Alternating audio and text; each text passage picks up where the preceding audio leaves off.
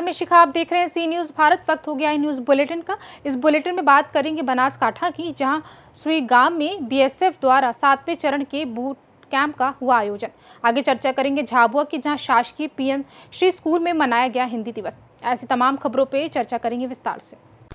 खबर बनासकांठा से है, जहां दिल्ली की राष्ट्रीय रक्षा यूनिवर्सिटी के 19 छात्रों ने भाग लिया था, जिसमें इन छात्रों को 3 दिवसीय बूट कैंप के दौरान विभिन्न वेपन्स के बारे में जानकारी दी जाएगी और बीएसएफ सीमा पर कैसे काम करती है। इस दौरान बीएसएफ हेडक्वार्टर गुरविंदर सिंह और गणमान्य लोग मौजूद रहे। शशांक है, હું રાષ્ટ્રીય રક્ષા યુનિવર્સિટીનો સ્ટુડન્ટ છું। અમે અહીંયા ટોટલ 19 જણા આવ્યા છે રાષ્ટ્રીય રક્ષા યુનિવર્સિટીમાંથી, જેમાં દરેક સ્ટુડન્ટ્સ જુદા જુદા સ્ટેટ્સમાંથી છે, જુદા જુદા રાજ્યોમાંથી છે, જેમાંથી કોઈ રાજસ્થાનથી છે, કોઈ ઓડિશાથી છે, કોઈ બિહારથી છે, કોઈ મધ્યપ્રદેશથી છે, કોઈ દિલ્હીથી છે। એમ કરીને અહીંયા ટોટલ 19 જણા અમે લોકો આવ્યા છે। અમને બહુ ખુશી છે કે અમને 7th જે અહીંયા બૂટ કેમ્પ થયો છે એમાં અમને પાર્ટ લેવાનો એક મોકો મળ્યો છે, જેમાં અમે બહુ બધા એડવેન્ચર્સ કઈ રીતે અહીંયાના જે જવાનો છે નાળાબેટમાં બીએસએફના, એ કઈ કઈ ચુનૌતીઓથી ગુજરે છે, કેવી કેવી કયા કયા વેપન્સ એ લોકો યુઝ કરે છે, કયા કયા એ લોકો ચેકપોસ્ટ સંભાળે છે, અને અમને અહીંયા નવા નવા એડવેન્ચર્સ ને પીટી ક્લાસીસ, યોગા એ બધું પણ કરાવવામાં આવશે। અમને લોકો બહુ ખુશી છે કે અમને લોકોને અહીંયા આવવાનો मौका मिलियो। Thank you. आज हम यहाँ पे अपने सुईगाम के अंदर 7वां बूट कैंप का आज जो है आरंभ हुआ है, जिसका जो है इनिशिएटिव हमारे माननीय प्रधानमंत्री की तरफ से जो वाइब्रेंट विलेज प्रोग्राम के तहत ये जो शुरू किया गया यूथ को बॉर्डर के साथ जोड़ने के लिए और फोर्सेस के बारे में बताने के लिए। हमारा ये जो इनिशिएटिव हमारे डायरेक्टर जनरल और अभी जो वर्तमान हमारे आईजी हैं श्री अभिषेक पाठक आईपीएस, आईजी गुजरात फ्रंटियर और डीआईजी सेक्टर हेडक्वार्टर गांधीनगर, उनकी तरफ से और स्टेट गवर्नमेंट की टूरिज़्म के साथ सहयोग से ये जो बूट कैंप आज यहाँ पे जो इसका आरंभ हुआ है 7वें बूट कैंप का। ये 3 दिन का बूट कैंप है, 13, 14, 15 को, और ये इसके अंदर जो टोटल 19 पार्टिसिपेंट्स राष्ट्रीय रक्षा अकेडमी अहमदाबाद की तरफ से जो है इसमें पार्टिसिपेट कर रहे हैं।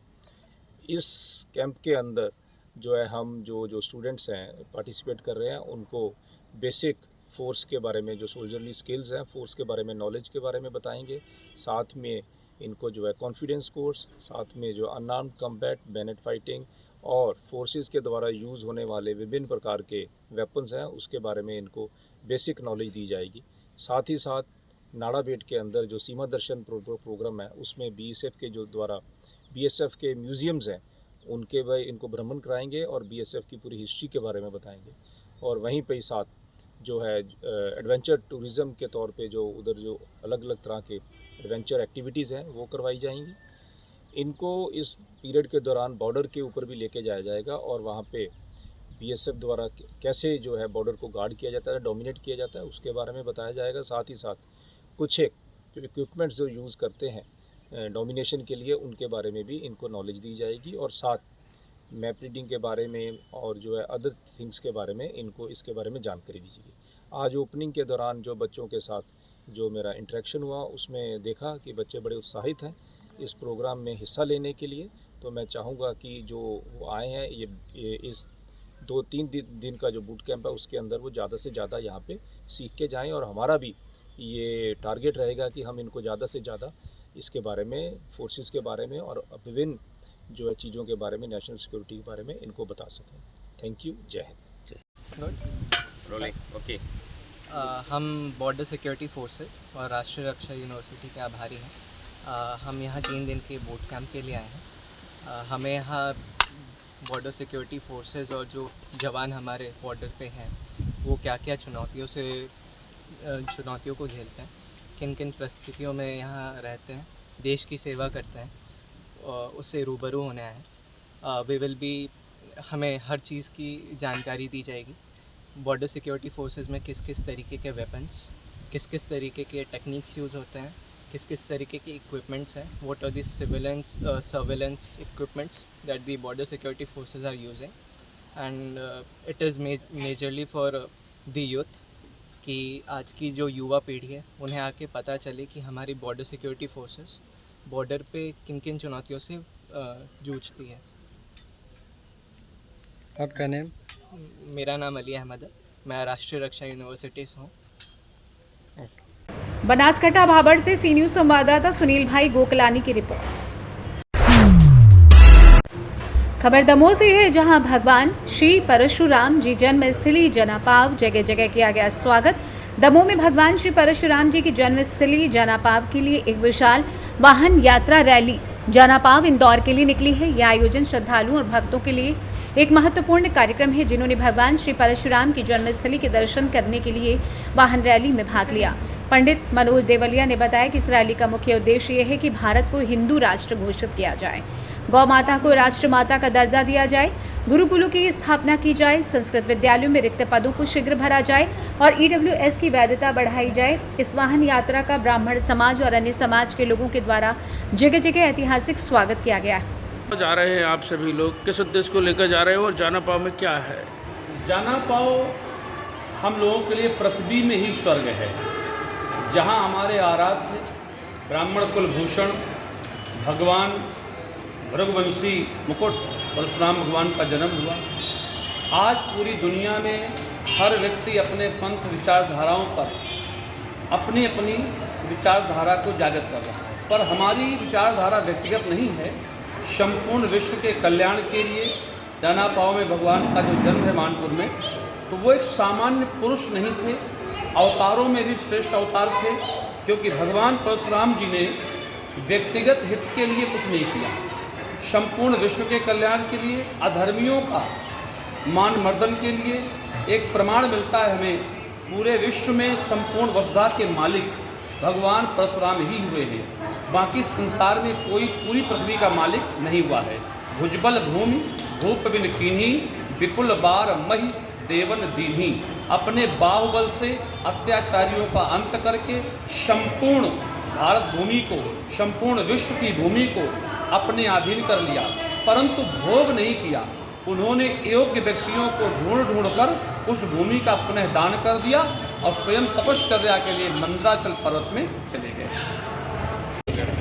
दमदंगनी के वीर कुमार परशुराम की जय जयकार। श्री परशुराम जी की जन्मस्थली जाना पाव उज्जैन से लगभग 100 किलोमीटर आगे है जो जाना पाव स्थान।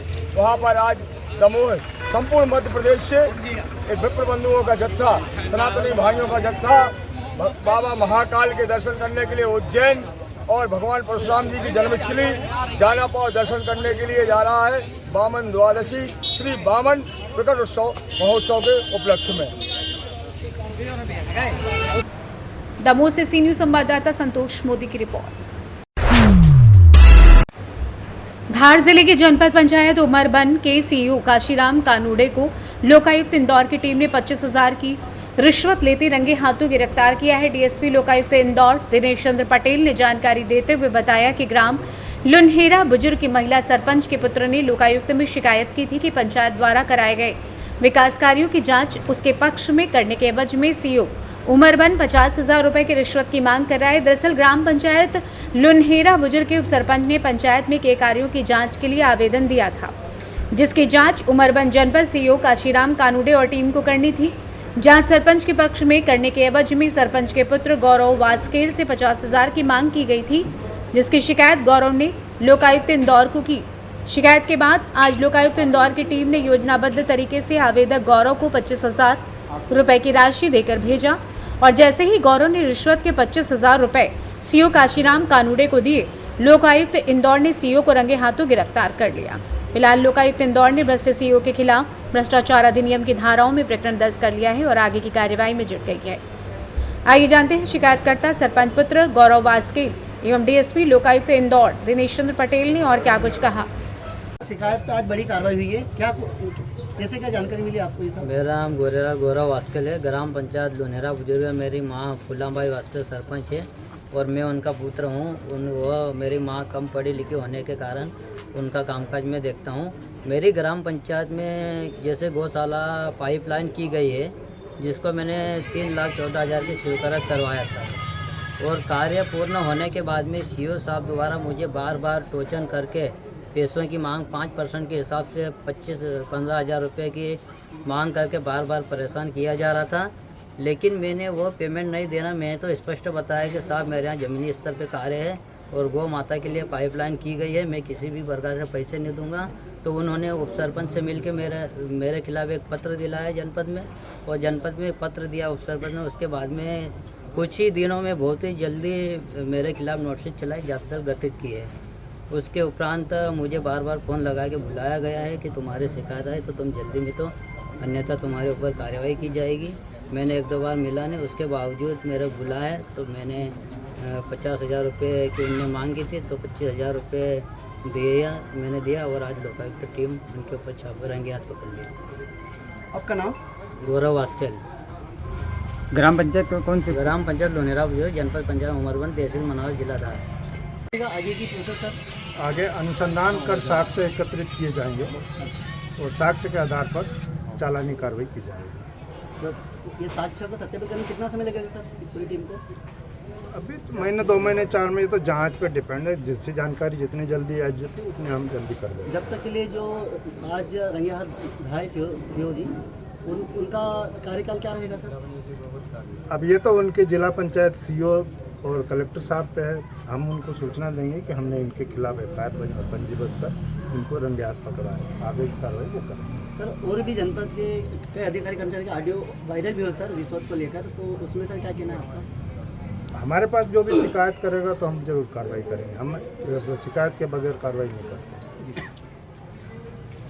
पीछे सर आज जनपद पंचायत उमरबंद में क्या कार्रवाई हुई सर? शिकायतकर्ता गोरेलाल वास्केल ने शिकायत की थी कि इनकी मां सरपंच लोनेरा बुजुर्ग पंचायत निर्माण कार्यों की जहां शिकायत हुई थी, शिकायत की जांच जनपद के दल द्वारा की जा रही थी। शिकायत आवेदक के फेवर में करने के लिए CO काशीराम कुनाडे द्वारा 50,000 रुपये रिश्वत की मांग की गई। 25,000 रुपये आज देते हुए CO जनपद पंचायत उमरबंद को रंगे हाथ पकड़ा गया। सर आपका शुभ नाम? दिनेश चंद पटेल, DSP लोकायुक्त इंदौर। धार से सी न्यूज़ संवाददाता प्रकाश जोशी की रिपोर्ट। खबर इंदौर से है। मामला आजाद नगर थाना क्षेत्र का बताया जा रहा है। नेमावर रोड पालदा नोटिस नहीं दिया गया फैक्ट्री मालिक को, लेकिन मकान तोड़ दिया गया। गरीबों के आशियाने तोड़ दिए गए। आखिर किसकी परमिशन से गरीब परिवार बैठा हुआ है रोड पर? मकान मालिक मकान के अंदर ही दब गया, जबकि प्रशासन के कई अधिकारी मौजूद थे। मकान मालिक को अस्पताल में भर्ती कराया गया है, लेकिन नगर निगम की टीम ने आकर फैक्ट्री के नोटिस पर पड़ोस में जो मकान बना हुआ था वो भी तोड़ दिया। मलिक के परिवार का कहना है कि किसकी परमिशन से हमारा मकान तोड़ा गया है, जबकि हमको तो नोटिस भी नहीं दिया गया। प्रशासन की घोर लापरवाही सामने देखने को मिल रही है। इंदौर से सी न्यूज़ संवाददाता संतोष की रिपोर्ट।